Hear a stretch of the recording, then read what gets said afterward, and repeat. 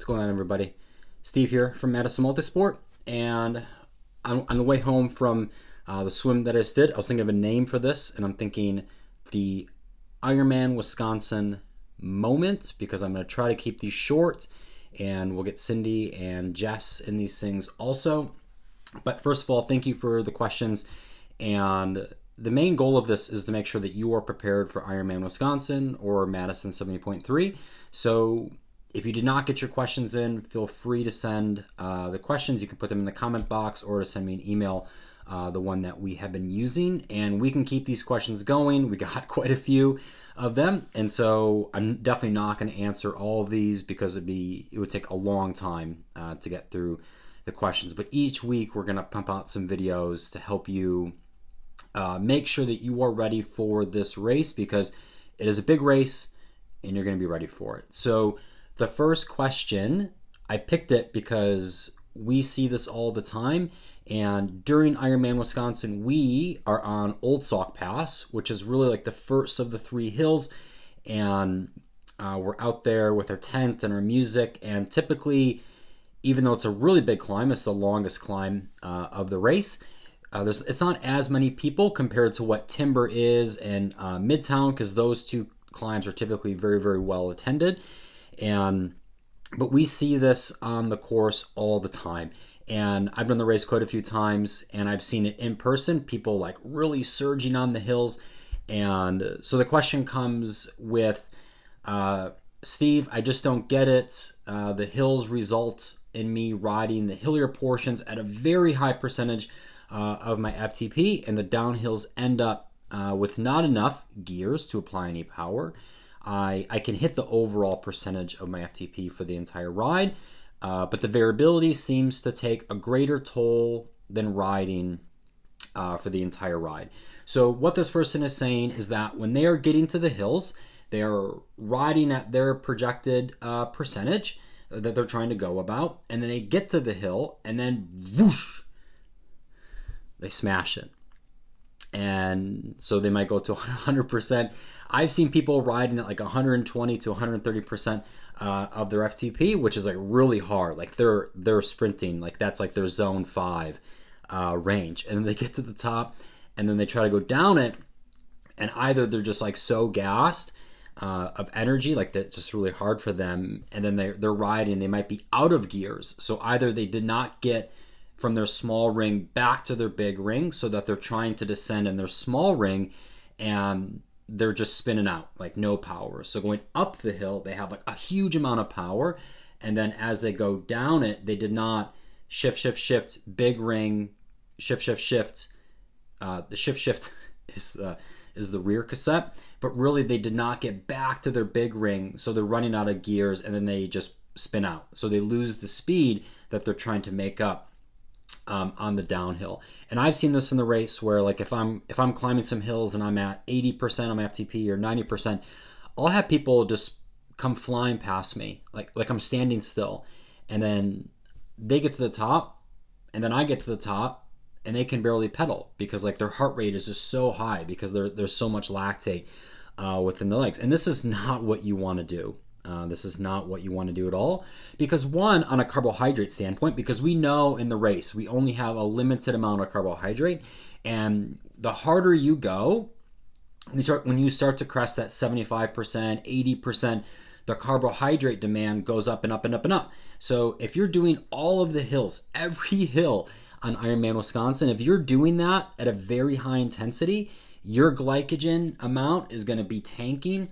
And then you get to the second loop, or you get to the stick on the way back, and your legs are shot, like they're blown. So a lot of it is having a goal where you're saying, I'm not going to go above this heart rate range, or I'm not going to go above this power range. And you have to be shifting. With a lot of our athletes, we use the terminology, always be shifting. So that means that if you're on any kind of incline, you're shifting easier, and you're paying attention to the chain tension, so that when the tension gets harder, you shift easier. When the tension releases, you shift harder. So you're keeping a very similar chain tension as you're moving through the climb. And so if all of a sudden you're climbing and you're just like overloaded with like chain tension. Either you're just at the end if you're in your small ring, your small chain ring, and the easiest cassette cog in the back.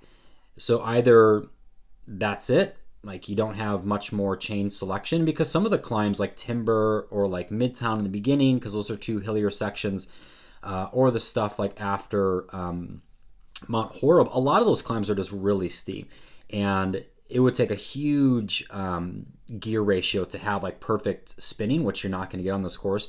But a lot of it is if you're shifting right, if you have a compact with a 30 or a compact with a 28, like those are really good gear ratios for you to work with.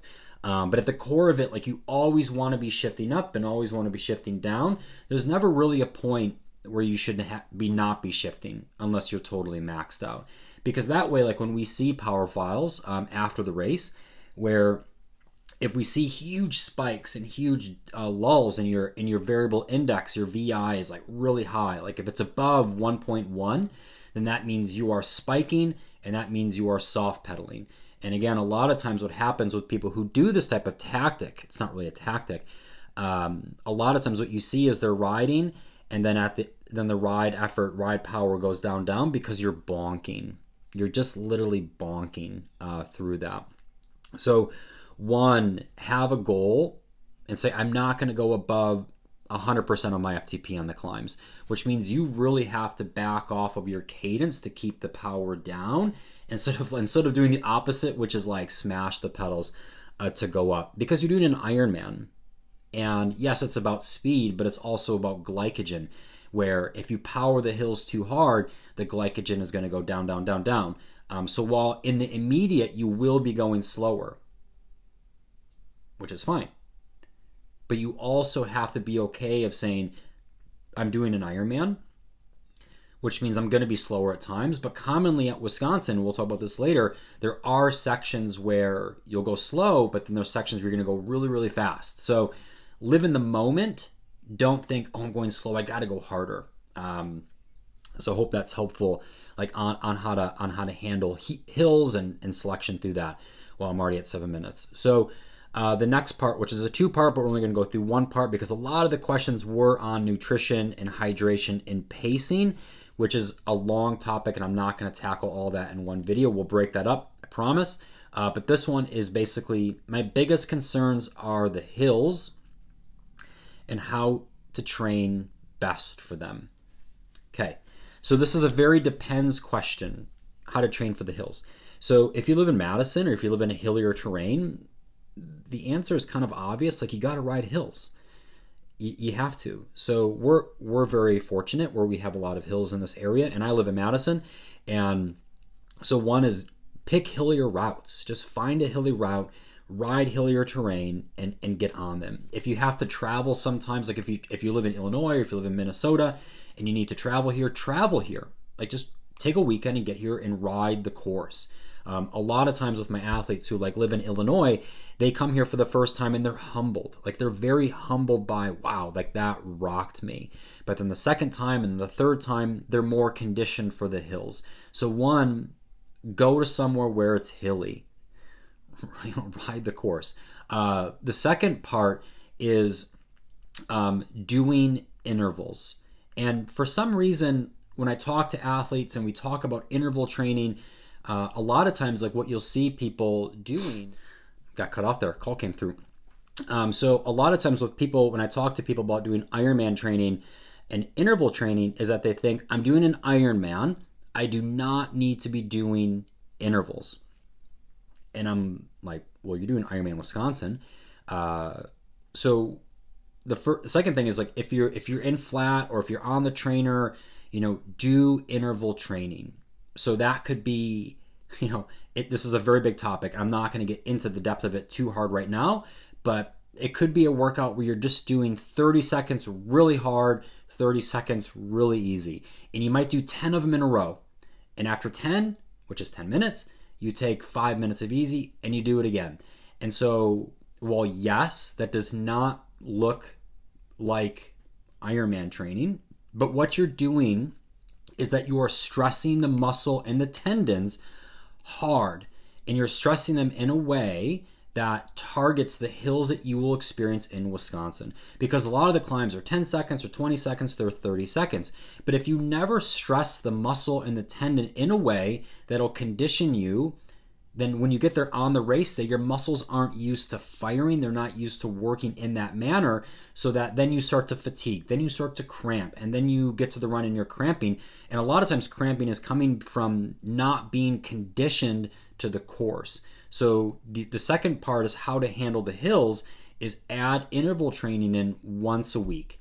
If you're not used to it, once a week, have it on a Tuesday or a Wednesday or a Thursday. So biking wise, again, I would literally just start with 30 seconds hard, 30 seconds easy. And you could do that like in a bigger gear where in your big chain ring and like your 11 or your 12, so like you're very high tensioned, or you could do them in like a 90 RPMs to 100 RPMs. So that's your starting point, right? Not very fancy, but just doing 10 minutes of 30 seconds hard, 30 seconds easy. If you're using a power meter, that could be at 90%, 95%, 100%, upwards to 120%. But I think work the muscles harder, because you know if you've done Wisconsin or if you have trained on the course, Ironman Wisconsin is not a course where you're just riding steady power if you're doing like Arizona or Florida. Like you have to condition your legs to handle the terrain. So that's where I would start. And then you could progress to say 1 minute or 2 minute or 3 minute intervals. You're just doing 2 minutes on, 2 minutes off, but you're doing it in a harder intensity that what race pace will bring. That's how I look at it. Running wise, I figured this was a bike question. We'll go to the run. Ironman Wisconsin's run is not easy. There are a good amount of hills out there. You have Observatory, you have the 2 hills on Observatory, you have a lot more hills climbing back to the Capitol. So you have to condition your legs to handle hills. Like people always focus on the bike, but they don't focus on the run. So the same thing, like do hill repetitions. If you have a hill or a treadmill, doing 30-second repeats where you're doing a 30-second hill rep at, if you're on a treadmill, 4%, 5%, something like that. Or if you just, doing some intervals on the road. But the same thing is like you have to work your muscles at a little bit higher intensity than what you will race at. And while yes, Ironman is not about speed, but Ironman is also about conditioning your body to handle the demands of the course. And Ironman Wisconsin presents a lot of harder challenges in that way. So how do you train best for them is you have to do intervals harder than what you will race at. Okay, so let's stop there. There are so many more. If you saw my sheet, there are so many questions. And if you want to ask another question, send it in through the email, send it in through a comment box. But we're going to pump these out once a week because we want to be like the biggest resource for you for making sure that your day in September is awesome. So we'll see you next week.